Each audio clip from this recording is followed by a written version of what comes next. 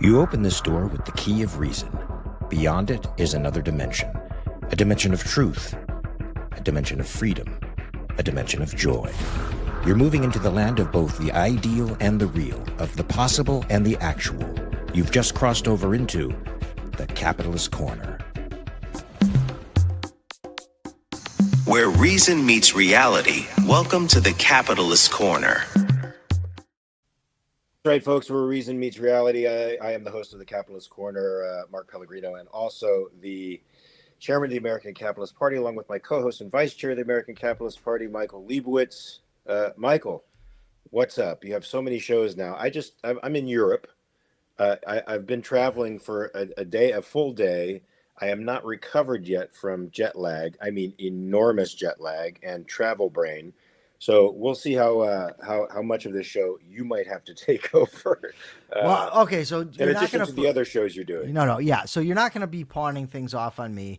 I just hope that everybody will go to YouTube and please like, share, and subscribe from YouTube to your favorite platforms. And please remember, we love the super chats and super stickers. Persephone is telling me to talk about the Twitch thing. One random subscriber to our show on Twitch gets a free piece of merch. Winner will be announced next month. Did I do that correctly, Persephone? She's giving me the thumbs up. So that's a wonderful thing. I just did had a great discussion with Nikos Soterakopoulos about the manosphere. That should be out later today. It was really good. We made fun of Mark an awful lot. No, I'm only kidding. We, of course, did not make fun of Mark. But I wanted to. This is a favorite topic of Nikos. No. We all wished you happy birthday yesterday on this show. If you watched, you would know. But so I just remembered something yesterday. I wanted to talk about it a couple weeks ago, and then it just came back to me. A couple weeks ago, I'm driving, and there's cops lined up in the street. You know, and the cop says, "Hey, roll down your window." I roll down my window. He says, "Have you had anything to drink?" And I no. All right, go ahead. And it turns out, I guess they can do this legally. They can harass you while you're driving down the street to ask you if you've been drinking. They can have checkpoints. They can have alcohol checkpoints, yes. Yeah, that's bullshit. I don't like that at all. Like, there's no indication that I'm doing anything wrong. I shouldn't have to be confronted by law enforcement asking me this question. I agree with you. That's crazy. Some states, some localities are able to do this with the permission of the populace, my friend. Welcome to America. Screw that. So you've had an introduction to the dark side of America over the last few days. You've gotten taxed for the first time in your life, really, having to deal with taxes, and now alcohol checkpoints that are very possibly unconstitutional, yet are set up all around various cities around the United I'm not States. digging that, man. That's not cool. Like, I don't. No. I'm out. I'm going to get something to eat, minding my business. I don't need the boys in blue pulling me over to ask me if I'm, intoxicated. First of all, if I was, like, I'm going to say, yeah. But just stupid, Michael? They wouldn't have to ask you if you were driving under the influence of alcohol, because you'd be swerving in and out of traffic and presenting a danger to the public, which you're not. Akira Felix is absolutely right. Akira Felix says, Mark left the land of the free for the dark continent. Yes, I am on the dark continent. Michael, so check it out. My wife has this apartment in the Fourth. It's fairly concealed from the street because, the buildings here in Paris are old and the walls are very thick. So it's very hard to hear sounds from the street. But yesterday we heard this chanting, this incredible chanting. And she said, well, it's probably a football game. It's playing in some local pub, and people get pretty rowdy here when football's on, meaning soccer for everybody out there in California. And it sounded like what they call a manifestation. They have protests out here all the time called manifestations, where the people rage about something or other, and they try to throw a tantrum to get the government to pay attention to them. Well, we decided to go outside and see what was going on, and it was a manifestation. But guess what kind of manifestation it was? I have no idea. Pro-Palestinian manifestation, walking wow. waving the Palestinian flags, and typical nonsense. Anyway, so I really did feel like I was. Did you go out and stir up some trouble? Yes, as a matter of fact, I did. I went out there, and as I walked up to the protest, I fucking everybody there pretty much. I was going to You were yell, fucking everybody there? I fucking everybody. What I was going to say, Why would Michael, you do that? That's I don't think that's what you meant to say, Mark. no, maybe it's not. Anyway, I don't think you were I fucking everybody there. yeah, I sort of was. Anyway, yeah, I was going to say something pro-Israel and decided not to. There was a cop right there, and I think I would have gotten myself arrested. Yeah, it doesn't mean what he thinks it means, right, Persephone? Yeah. Uh, Jenna Clean gave us Thank you, Jenna. $5. I think that was pre-I fucking comment. No, I think it was exactly for that comment. So, Michael, we're going to talk about state capitalism here. So let's talk about this a little bit because people oftentimes conflate what they see in America and abroad, where the state has a very unholy alliance with businesses, and in the case of America now, is even actually taking shares of ownership in the businesses and commanding a rather unfortunate place in market control of certain businesses. They conflate that with capitalism, with freedom. So, of course, we don't think that capitalism means the state has any engagement in business at all, except to prosecute bad guys or people that violate property rights. But most people think that capitalism is actually a system where the state weighs in on the side of the propertied class and actually tilts the economic scales in their favor, economic and legal scales in their favor. So this came from an article that I read this morning and pass it on to you. It's from New Ideal, the Ayn Rand Institute, and it says the term state capitalism wrongly equates freedom with dictatorship, meaning capitalism and state, the two don't go together. And I learned something that I hadn't previously known, is that the term state capitalism comes from Marxist theoreticians. It says here, according to Marx, genuine socialism arises only when the state withers away after the revolution of the working class. His collaborator, Friedrich Engels, claimed that a system in which the state seizes private businesses from their owners and runs them itself is still a form of capitalism. And the Marxist Wilhelm Liebknecht introduced the term state capitalism to name the situation Engels described. And also, a lot of these folks used it to try to disassociate themselves from the Soviet Union, claiming, the Soviet Union's not real communism. That's basically state capitalism. So, yeah, I think that it's a good idea to not use the term state capitalism.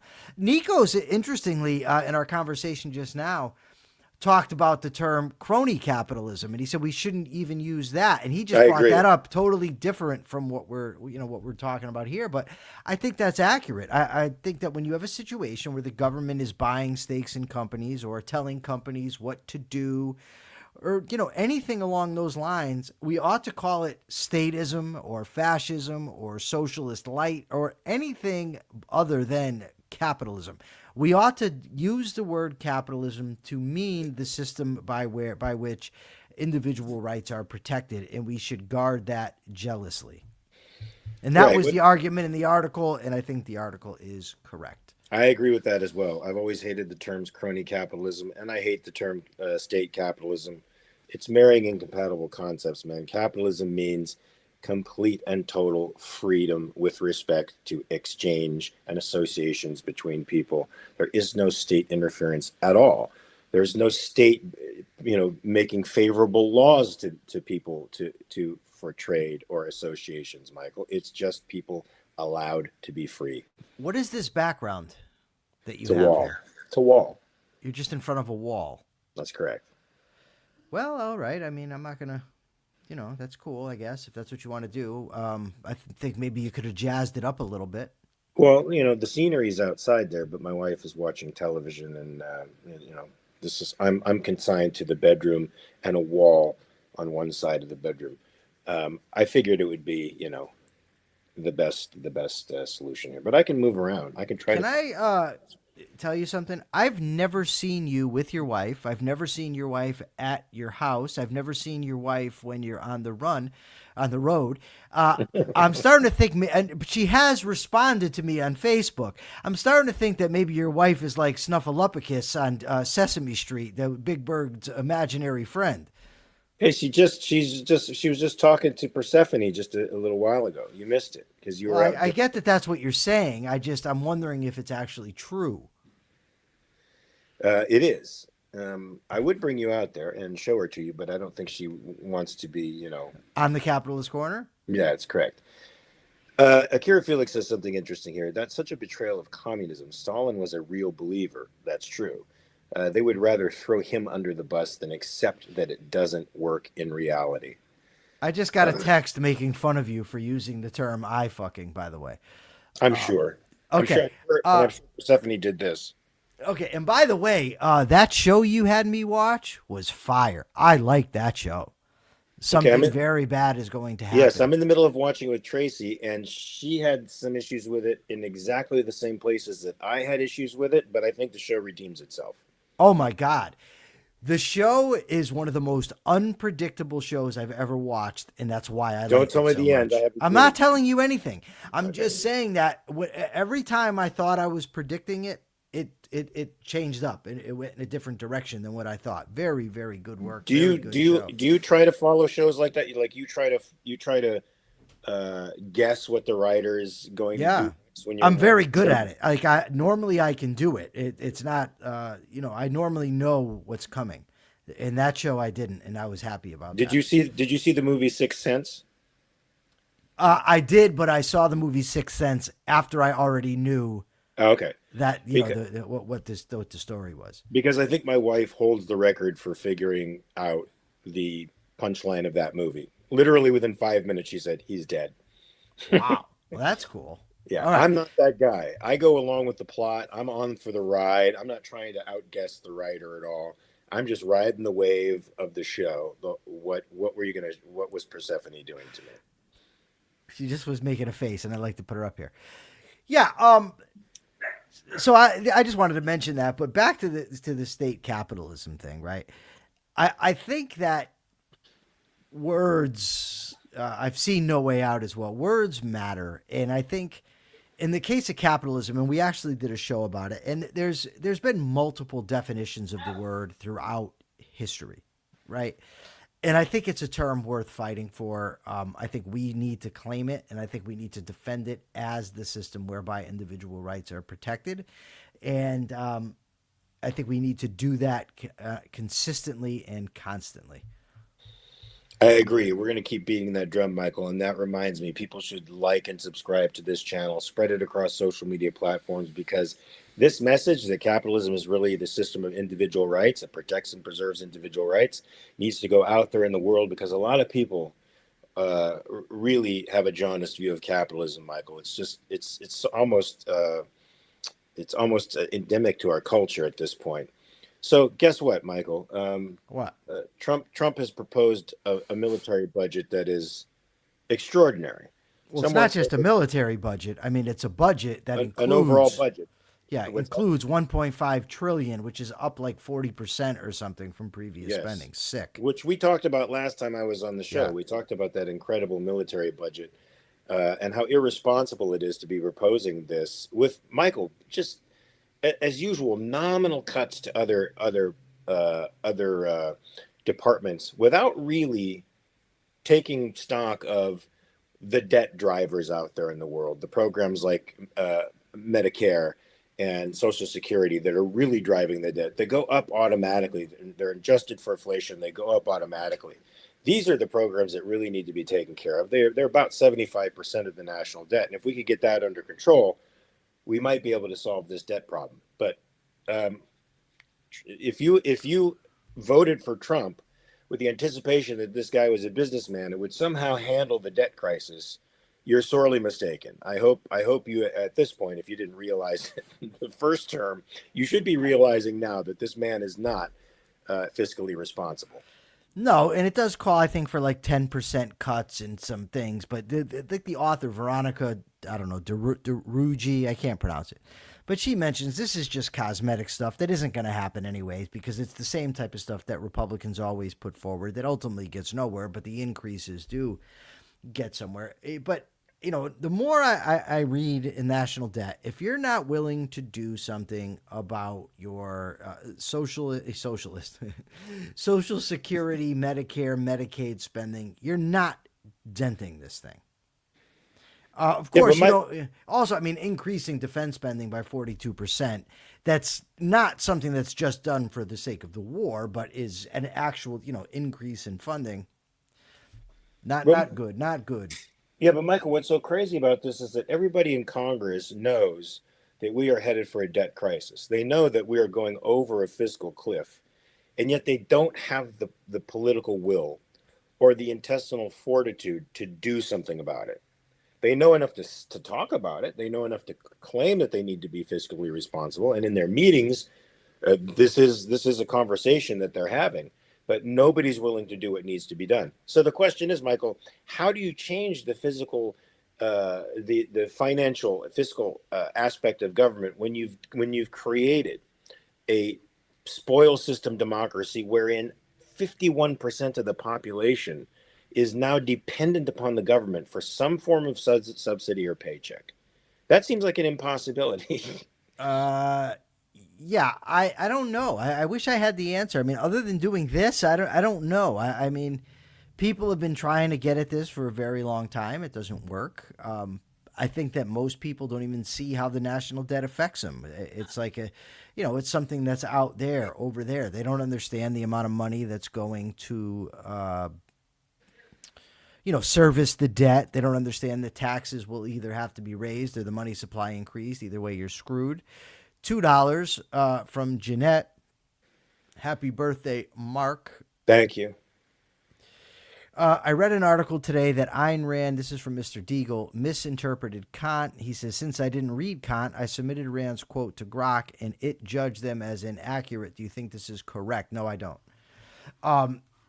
I'd have to, I don't know that she represented Kant accurately in every statement she ever made, but fundamentally, his view that the mind is divorced from reality is accurate, that the mind, that there's a noumenal world and a phenomenal world, and the phenomenal world consists of categories that constructs experience, is absolutely correct. So, but I don't know, Mr. Deagle, exactly to what you are referring. If you can refer the quote, send the quotes to me, either on Facebook or X, I will see what I can do with them. Also, Mr. Deagle, there is a very interesting debate between Rick Rapetti, who is a tenured philosophy professor at City College of New York, who's also a friend of Objectivism, Michael, one of the few guys in academia out there who actually likes Objectivism. He did a debate with a guy who was claiming the very same things about Ayn Rand and Kant, that she didn't understand Rand, and that no objectivists really that she didn't understand Kant, and that objectivists in general don't understand Kant. Rick Rapetti slaughtered this guy and proved, in my view, I was one of the moderators of the debate, that she in fact did accurately represent his thinking and did understand him. Even if there are some errors and some inconsequential concepts, she understood the overall project that is Kantianism. So Michael, I forgot, today's Friday, so we have Q&A day. If anybody is wants to ask questions, please go ahead and ask questions. They don't necessarily have to pertain to politics or economics. They do not. I'm here in Paris, celebrating my 61st birthday, and Michael, for my birthday, my wife has arranged a party where we're going to go to a virtual reality place where you get to actually full immersion into a zombie apocalypse. There's full immersion into a zombie apocalypse via virtual reality, where you walk around this place and you shoot zombies. And zombies they can't actually kill you, but they can kill you virtually. This is gonna be crazy.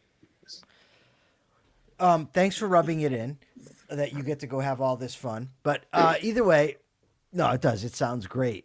Killers, Thieves, and Lawyers asks, how is the Crime and Something show going? The show is called Crime, Corrections, and Culture, and I am absolutely loving it. I think it's great. I think that show has the potential to really, really blow up. I'm really hoping it does. As I hope this whole channel does. We've now got 3 shows on this channel. This one, we also have Everyday Ethics at 2:30 p.m. Eastern Time. And we now have the Crime, Corrections, and Culture show. And, I'm up to adding more. We could be adding more shows to this channel with different hosts. They don't always have to be me or Mark. Michael, hopefully you're the we hardest can add to it. You're the hardest working man in show business at the moment.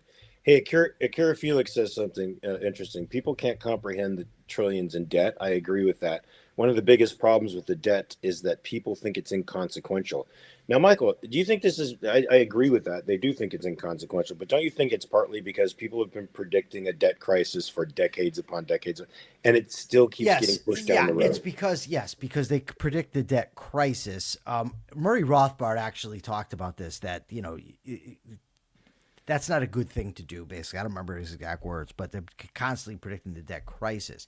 But the problem is it is a drag on the economy, and it does siphon money out. And the debt has to be serviced.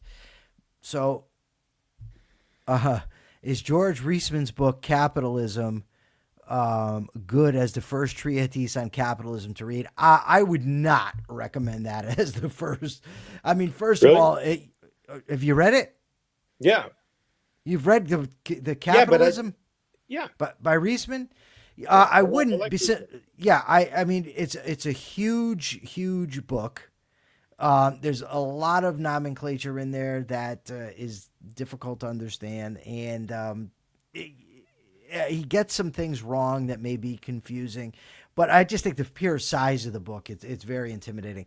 I don't know what it depends what you want to understand. I think if you're at, for a base level, I would say Economics in One Lesson by Henry Hazlitt, The Power of Economic Thinking by Mark Skousen, and of course, Basic Economics by Thomas Sowell. Somebody asked about wouldn't Capitalism, the Unknown Ideal be better, but that's not really an economics book in the sense that what he's, thinking.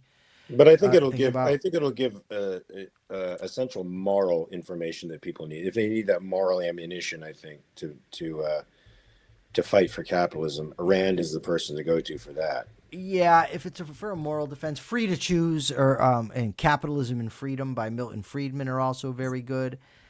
But yeah, I read George Reisman's book long after I had read Principles of Economics by Menger, Economics in One Lesson, Basic Economics, both Milton Friedman books. I had read Human Action.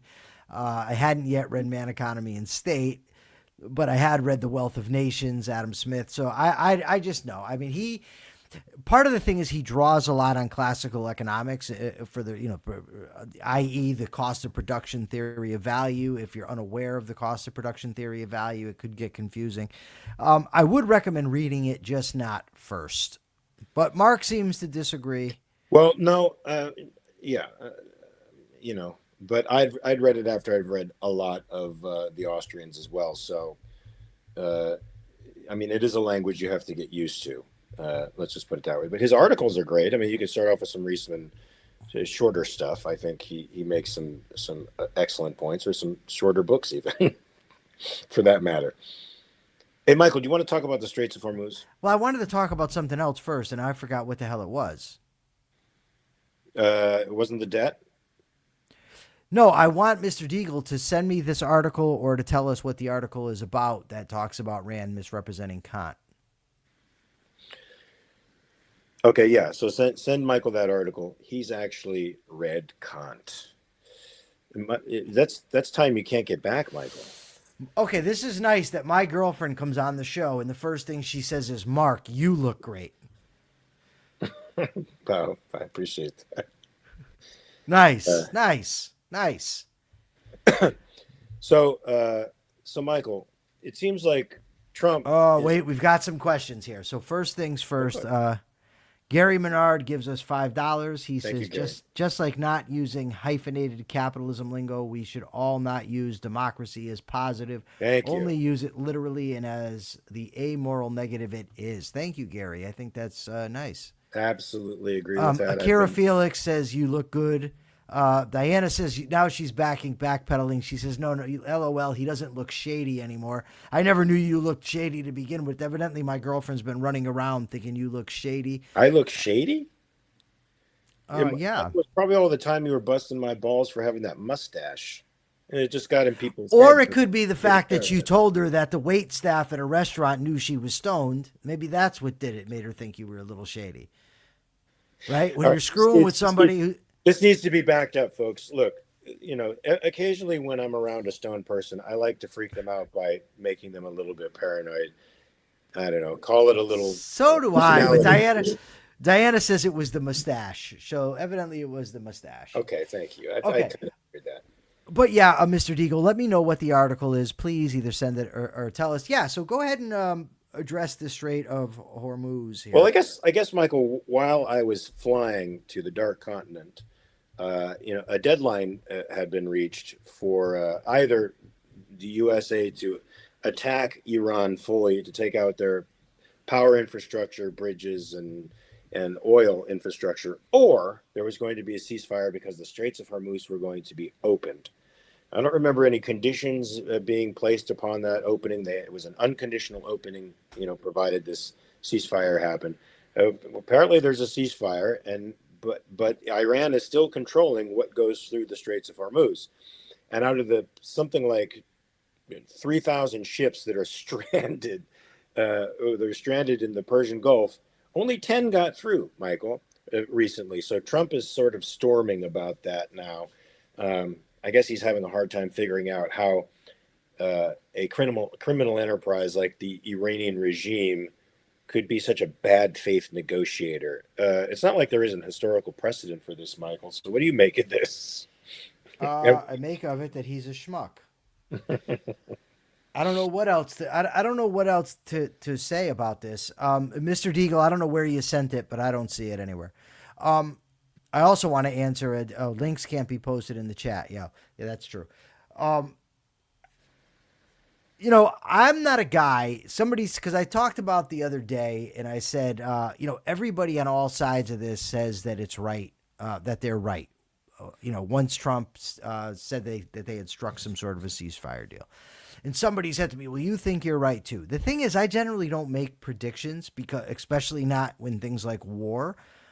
My position from the start, I opposed the war because it's unconstitutional. And when asked, would you support it if they went to get the constitutional approval, congressional approval? And I said, well, probably not. I'm not opposed on principle to war with Iran. I just think that the guy running the show is terrible.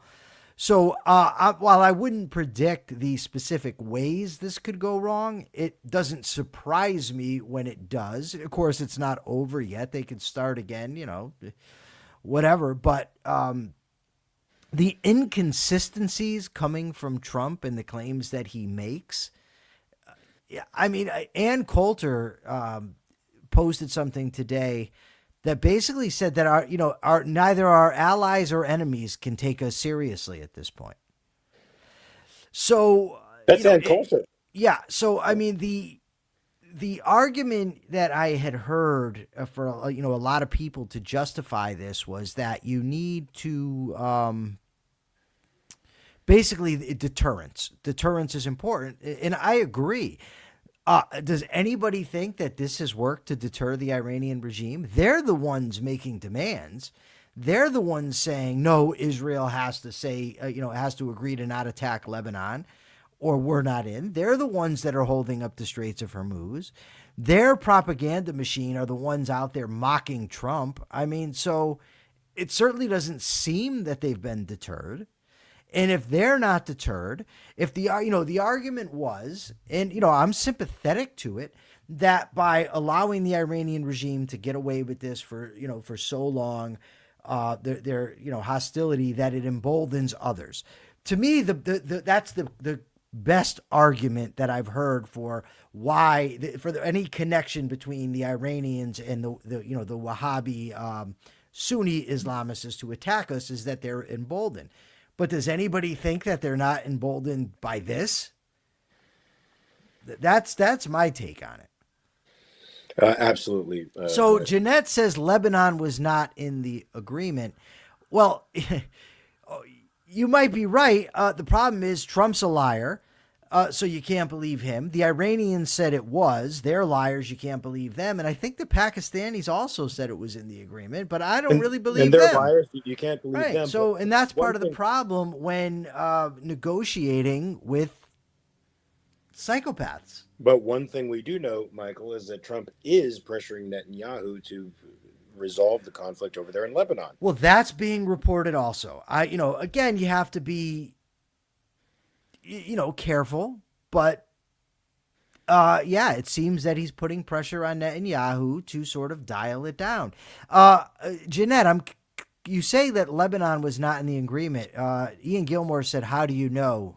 And I'm wondering the same. Yeah, we're living in a world where it's really difficult to tell who's From Ian Gilmore right here. Yeah, the thing is that there is no actual deal that you can refer to, just media posts from both sides. How Yes. can anyone figure out it's true? Yeah. It's absolutely true.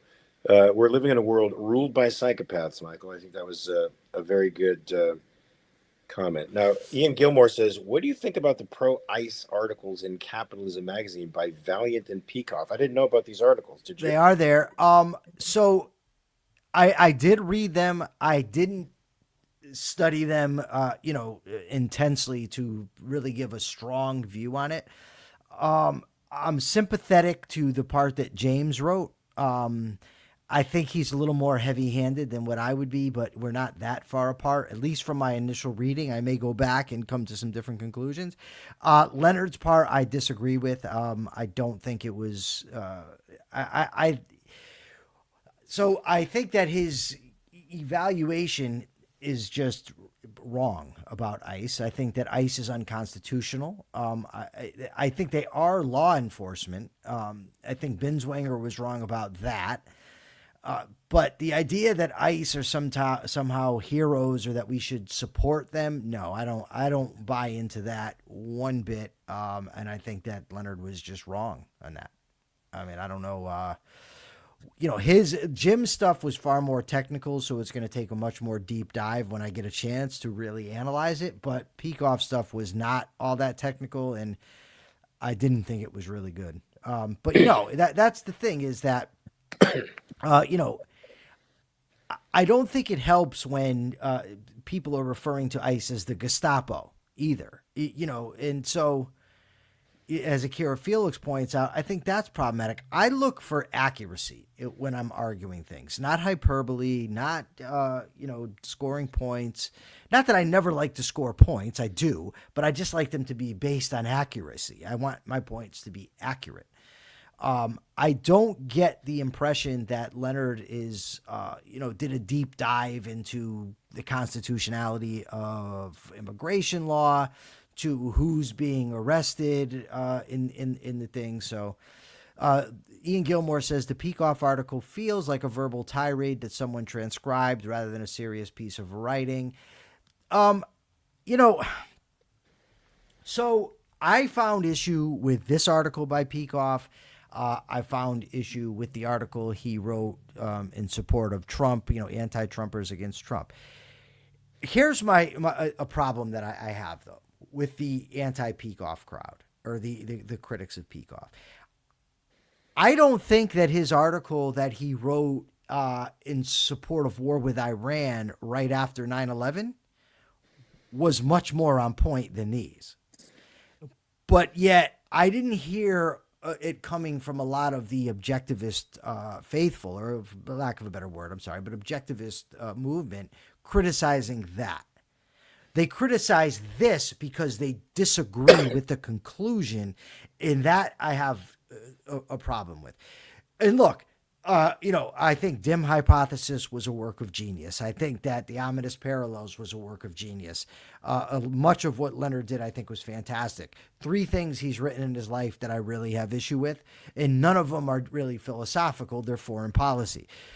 So that is my That's my take on it. I think he was wrong in the ICE article. I think he was wrong in the Trump article. And I think he was wrong 25 years ago.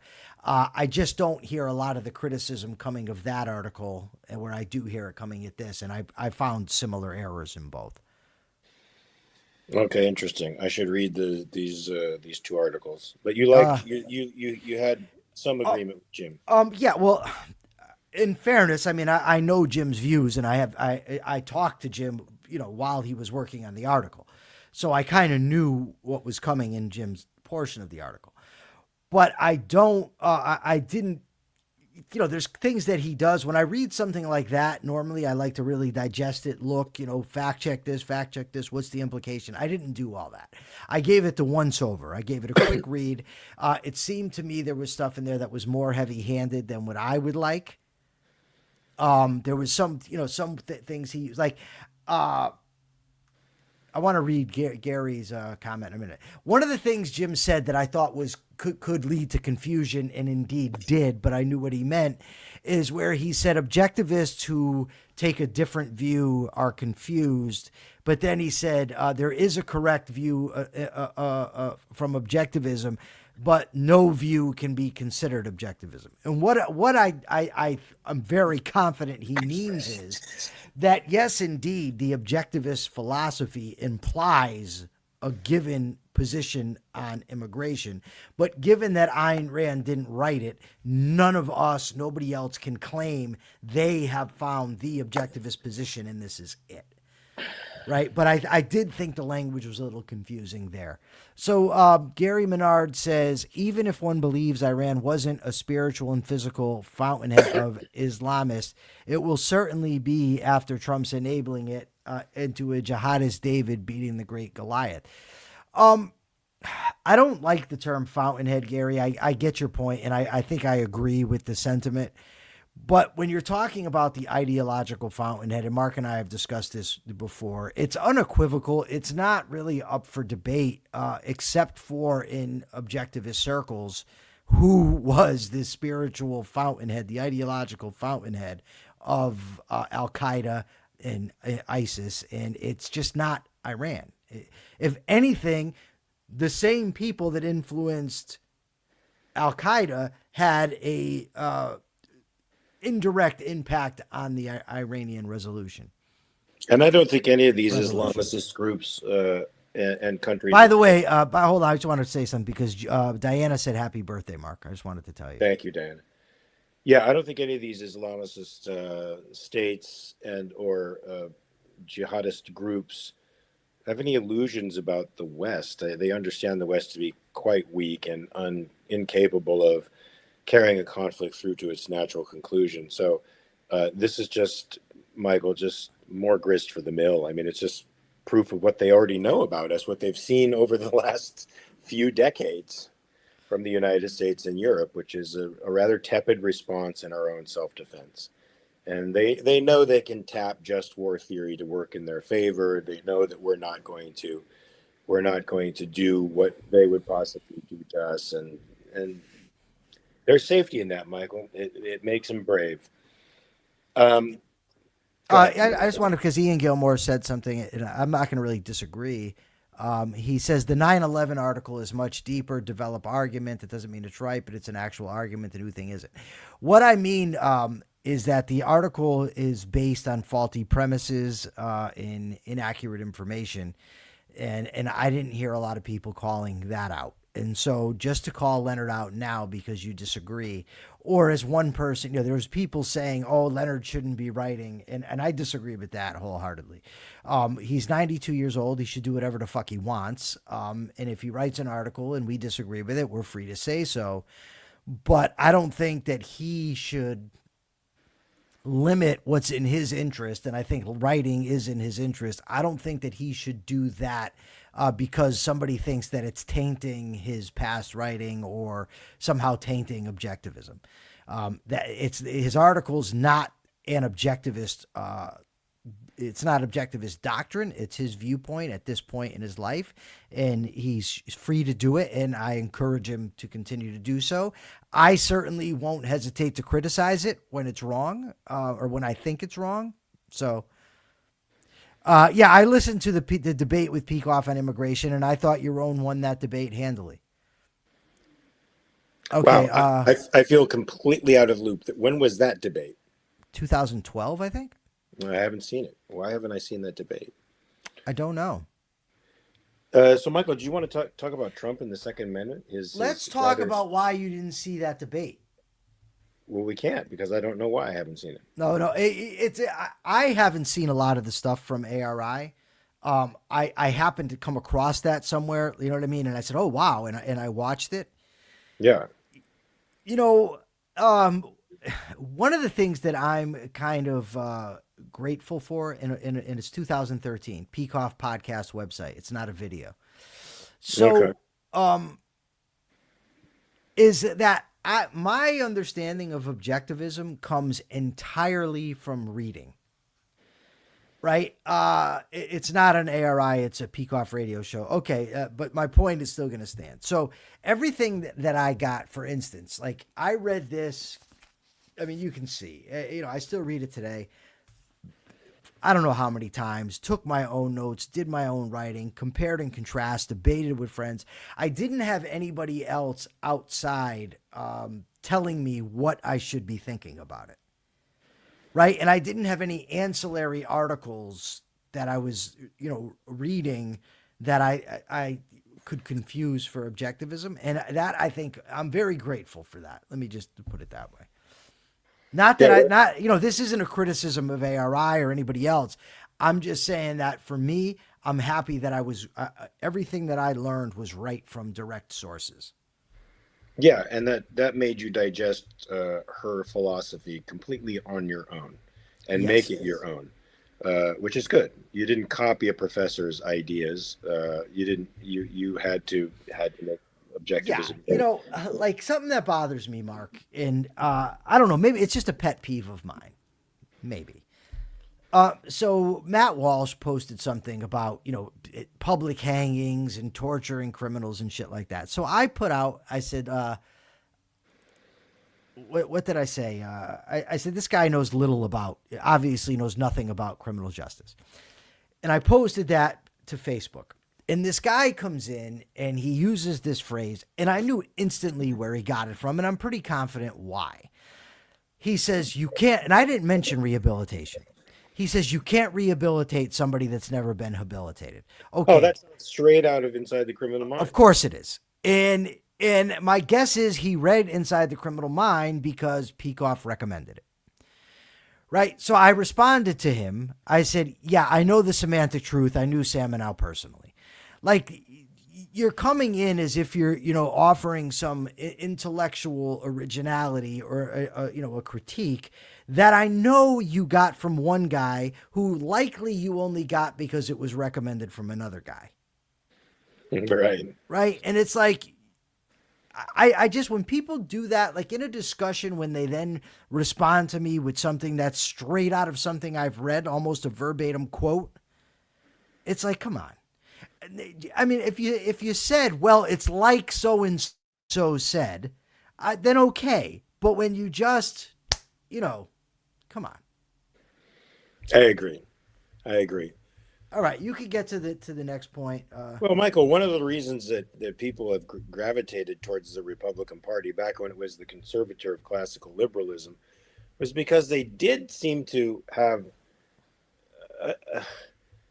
a respect for the Constitution, and one of the amendments that they always seemed to be in alliance for was the Second Amendment, the right to self-defense. Right.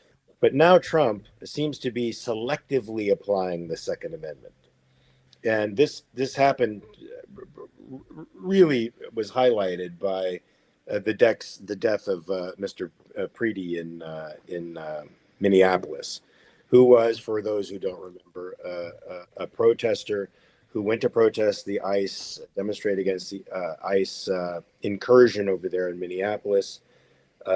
He was shot and killed by ICE officers. And later on, the Department of Homeland Security claimed that he came to the protest with a loaded gun with the intention of harming people. I think even the director of the FBI doubled down on this. The whole administration doubled down on it for a while. Conservative news outlets doubled down on it for a while, until it came out that Priddy was really a legal carrier of a firearm, that carrying the firearm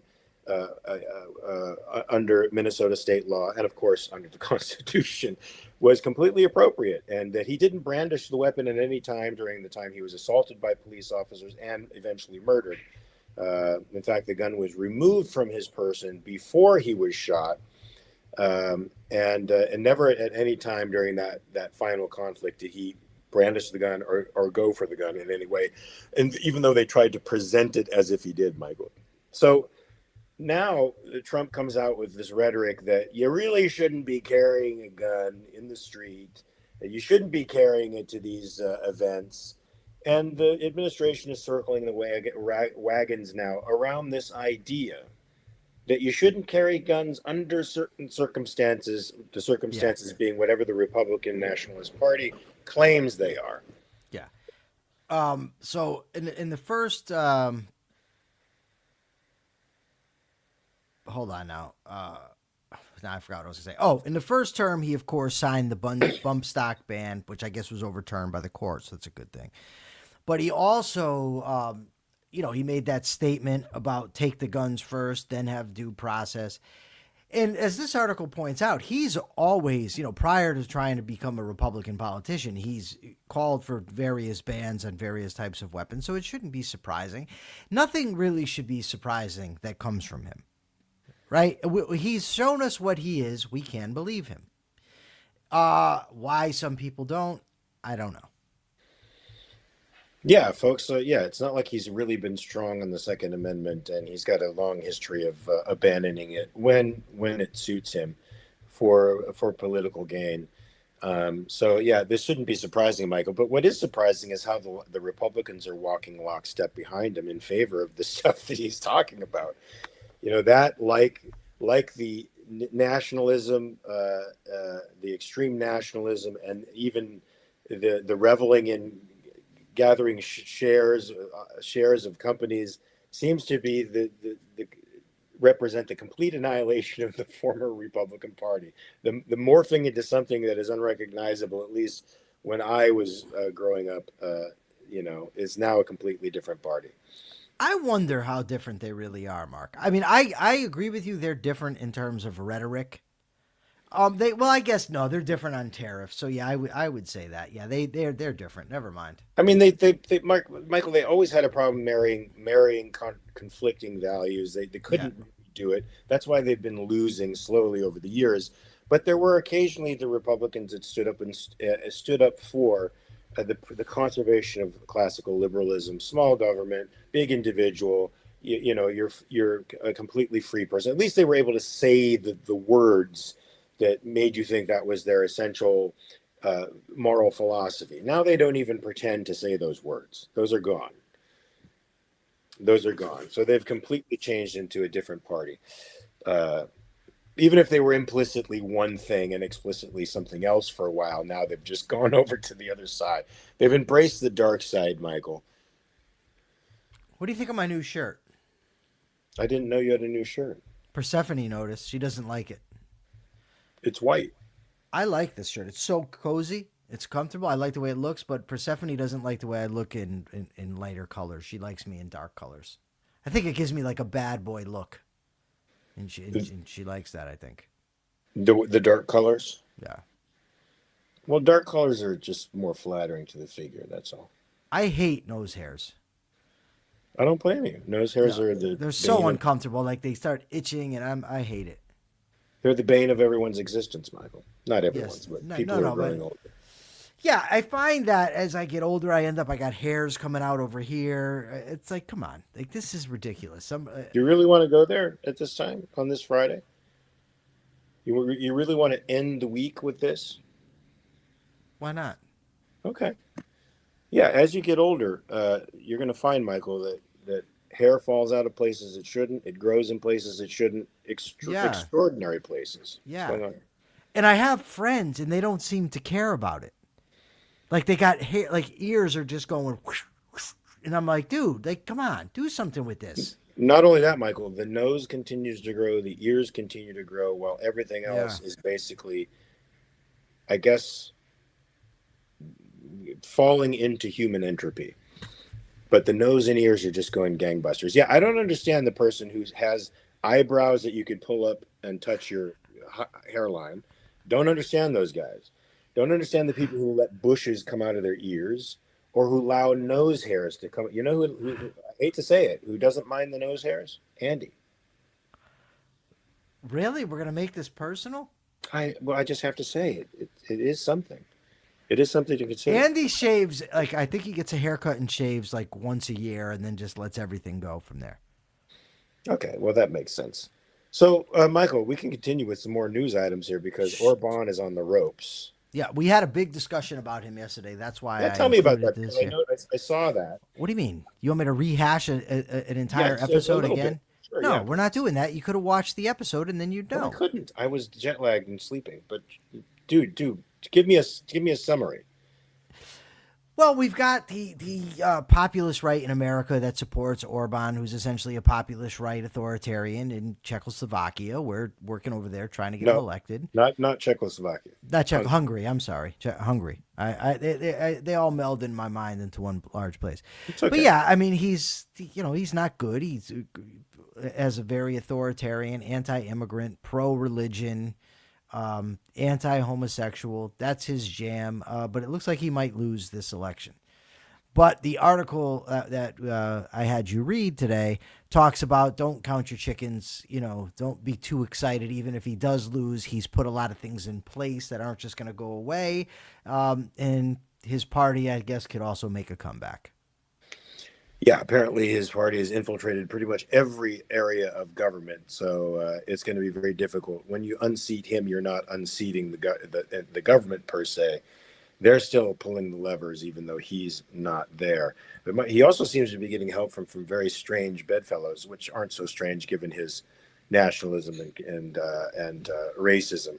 But Putin seems to be throwing his hat in the. That's another thing. He's very, praising of Putin, puts down Zelensky, stuff. Who's putting some real resources on the ground there. I mean, we want to talk about election interference. It seems like the Russians are really doing their damnedest to try to reelect this guy. It seems we are too. Well, not you and me, but Vance and Trump.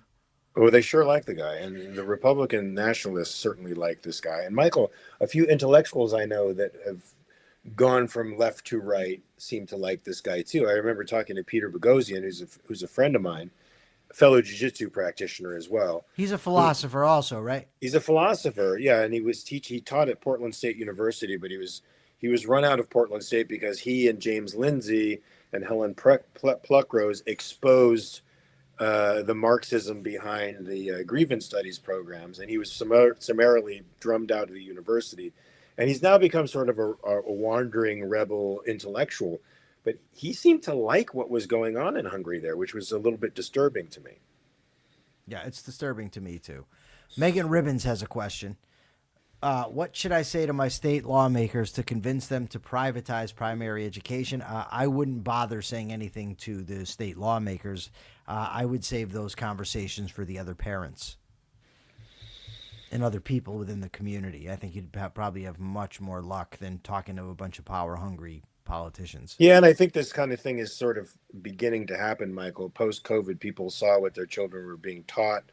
They realized that they couldn't just drop their children off at daycare anymore, that school wasn't daycare, that their minds were being poisoned. And so lots of people are exiting the system and or applying to charter schools, Michael. And the popularity of charter schools, I think, is scaring the shit out of a lot of the public school administration, as it should. And the exodus of about 11 or 12% of the population from public schooling into homeschooling is also scaring people, Michael. So I don't know if it'll scare them to administrative change or to make things better. I don't think that's possible, but it could start a broader movement out of the public education system as people start to see that their privately educated kid or their homeschooled kid is actually more well-adjusted and smarter than the ones that are being produced by the public school system.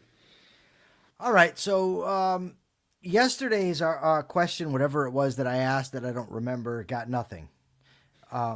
So Really? yeah, I got nothing. Nobody. Jenna Cleem says it's your show. Discuss what you like. Stay mindful and be kind.